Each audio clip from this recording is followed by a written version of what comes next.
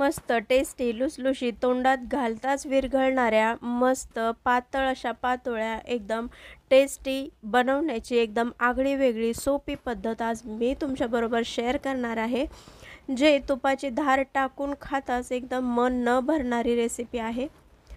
तर त्यासाठी आपण इथे एक कढई घेतलेली आहे. कढईमध्ये 1 चमचा तूप घालायचं आहे आणि त्यामध्ये 2 चमचे खसखस व्यवस्थित अशी परतून घ्यायची. त्यानंतर इथे खोबरं घालायचं आहे. खोबरं म्हणजे ओला नारळ खोवलेला. त्यानंतर इथे गूळ घेतलेला आहे.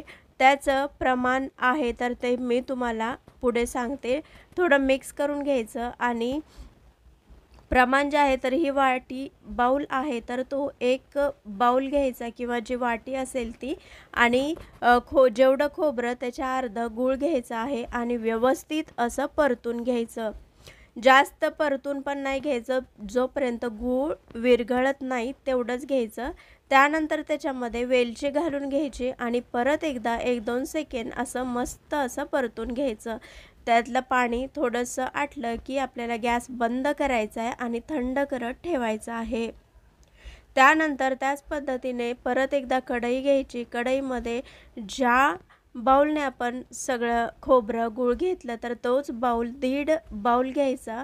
पाणी गरम करत ठेवायचं. उकळत आलं की त्याच्यामध्ये मीठ घालायचं चिमूटभर. त्यानंतर इथे ज्या बाउलने आपण नारळ घेतला त्याच एक बाउल घ्यायचा आहे. त्याच्यामध्ये एकतर उकडीच्या मोदकाचं पीठ घेऊ शकता किंवा सरळ साधं तांदळाचं कुठलंही पीठ घ्यायचं. व्यवस्थित मिक्स करायचं. त्याच्यावरती 2 चमचे तुपाची धार टाकायची आणि परत एकदा सगळं मिश्रण मिक्स करून घ्यायचं आणि 5 ते 10 मिनिटं झाकून ठेवायचं. झाकून ठेवल्यानंतर 10 मिनिटांनंतरही ते एकदम कडक गरम असणार आहे. तर हाताला चटके बसतात. तर ते थोडंसं पाणी टाकून मिक्स करायचं नाही तर सरळ आपण जे पावभाजी स्मॅशर असतो तर त्याने सरळ स्मॅश करायचं आणि थोडंसं कोमट किंवा थंड होत आलं की हाताने छानसं मळून घ्यायचं आणि मस्त असं सॉफ्ट पीठ बनवून 5 मिनिटं झाकून ठेवायचं.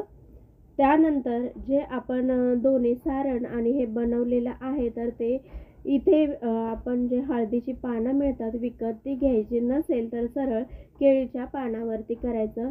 जास्त प्रत्येकाच्या इथे हळदीची पानं मिळतात असं नाही. तर एक थोडंसं पिठाचा गोळा घ्यायचा आणि तूप लावून घ्यायचं हाताला आणि त्यास ज्याप्रमाणे पुरी लाटतो त्याप्रमाणे पातळ एकदम तर पानावरती करून घ्यायचं. पानावरती थापून घेतल्यानंतर त्याच्यामध्ये थोडंसं सारण घालायचं आहे. पण हे इथे आपण जेव्हा पाती बनवतो तर तेव्हा ती एकदम पातळ आली पाहिजे, कारण जाड असेल तर ती खायला मजा येत नाही. जेवढी पातळ पाती बनवली जाईल तर तेवढं ती खाताना पातोळ्या छान लागतात. त्यानंतर इथे 1 चमचा सारण बनवलेलं घ्यायचं आणि त्यानंतर जे आपण पानामध्ये ठेवलेलं आहे पान फक्त फोल्ड करायचं आणि त्याला साईडने बंद करून घ्यायच्या, कारण सारण बाहेर येऊ नये उकडताना त्याच्यासाठी. तर ही एकदम मस्त अशी रेसिपी आहे, हेल्दी आहे, शिवाय सगळ्यांना आवडणारी आहे आणि आवर्जून सगळे नागपंचमीला बनवतातच. पण ही सगळ्यात सोपी, साधी आणि सुंदर अशी रेसिपी आहे. जेवढी दिसायला छान तेवढीच खायला आणि शरीरासाठीही एकदम चांगली आहे. तर त्याच पद्धतीने दुसरीही मी तुम्हाला दाखवते की कशा पद्धतीने करायचं. थोडा पिठाचा गोळा घ्यायचा. त्याच पद्धतीने हाताच्या चारी बोटांनी व्यवस्थित पसरत असं एकदम पातळ अशी पाती बनवून घ्यायची. तर सगळ्या बाजूने दाब देऊन घ्यायचं, म्हणजे एक साईडला जाड किंवा कुठे पातळ राहत नाही. त्यानंतर त्याच्यामध्ये 1 चमचा आपल्याला सारण घालून घ्यायचं आणि तुपाचं बोट लावत पाती मोठी थोडीशी करून घ्यायची. सारण घालायचं आणि फक्त पान जे आहे तर ते आपल्याला फोल्ड करून घ्यायचं आहे. तर अशा पद्धतीने सगळ्या ज्या आहेत तर त्या आपण पातोळ्या पहिल्यांदा बनवून घेऊयात. इथे जास्त काही मेहनत न घेता एकदम सुंदर अशी साधी सोपी पण नागपंचमीला खास या पातोळ्यांना मान असणारी अशी रेसिपी आहे. नक्की करून बघा. जेवढी दिसायला सोपी आणि सुंदर दिसते तेवढीच करायला एकदम फटाफट, झटपट आणि एकदम मस्त मौसूद आहे. त्याच पद्धतीने आता ह्या सगळ्या बनवून घेतल्यानंतर अशा एकावर एक ठेवायच्या, जेणेकरून आपल्याला उकडताना काही त्रास होत नाही आणि उकडताना एकदम चांगल्या उकडल्या जातात आणि जागाही कमी घेतात. त्याच्यासाठी एकावर एक ठेवल्या तरी त्या एकमेकांना चिकटत नाहीत किंवा व्यवस्थित अशा उकडल्या जातात. पानांमुळे त्या एकमेकांना चिकटत नाहीत, व्यवस्थित अशा उकडल्या जातात आणि चांगल्या अशा व्यवस्थित टेस्टी पण बनतात. त्याच पद्धतीने ह्या आपण सगळ्या बनवून घेतलेल्या आहेत पातोळ्या. तर आता ह्या उकडायच्या कशा किंवा त्या स्टीम कशा करायचं त्यासाठी स्टीमरची गरज आहे का? तर अजिबात नाही. स्टीमरची इथे गरज नाही आहे आणि ह्या ज्या आहेत तर ते आपण गणपतीला फळं बनवतो ती आमटी किंवा बिरड्याबरोबर छान लागतात त्याच्यासाठी. तर इथे आपण 10 मिनिटं कढईमध्ये वाफवून घेतलेल्या आहेत पातोळ्या आणि तुम्ही बघू शकता आणि सुगंधही एकदम सुंदर असा येतो आहे.